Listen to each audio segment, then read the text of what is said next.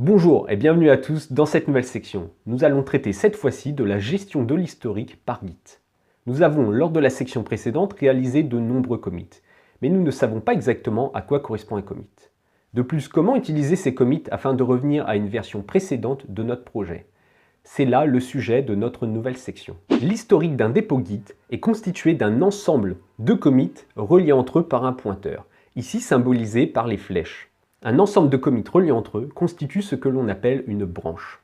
Vous en connaissez déjà une qui se nomme master.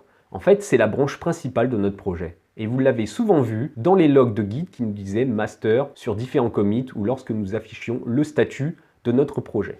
Un commit est constitué tout d'abord d'un identifiant unique de 40 caractères que l'on nomme SHA-1. Ce SHA-1 sert également de checksum pour vérifier l'intégrité de notre commit.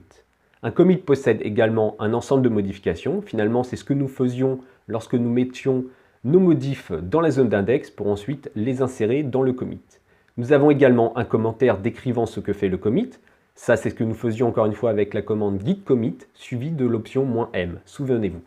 Le commit possède également les informations sur le développeur. C'est ce que nous avions fait notamment avec le git config en tout début de cette formation. Puis nous avons la date de création du commit, ça c'est fait automatiquement par Git lorsque vous faites votre commande git commit. Et enfin, une liste de SHA-1 qui correspond aux parents du commit courant. Alors cette liste peut contenir entre 0 et n parents. Donc par exemple là ici notre commit A n'a pas de parents, donc il n'aura pas de liste de parents.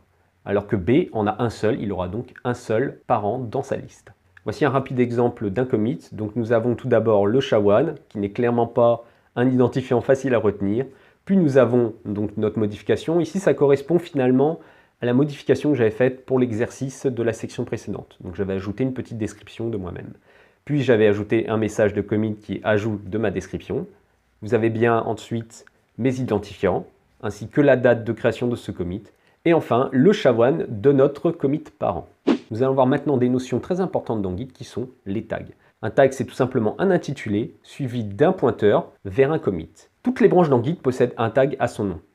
Par exemple, notre branche master possède un tag qui s'appelle master. La particularité de ces tags reliés directement aux branches, c'est qu'ils pointent directement sur le dernier commit de la branche donnée.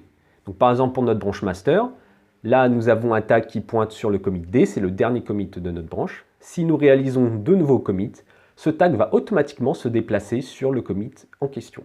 Il est également possible de créer des tags nous-mêmes attachés à un commit.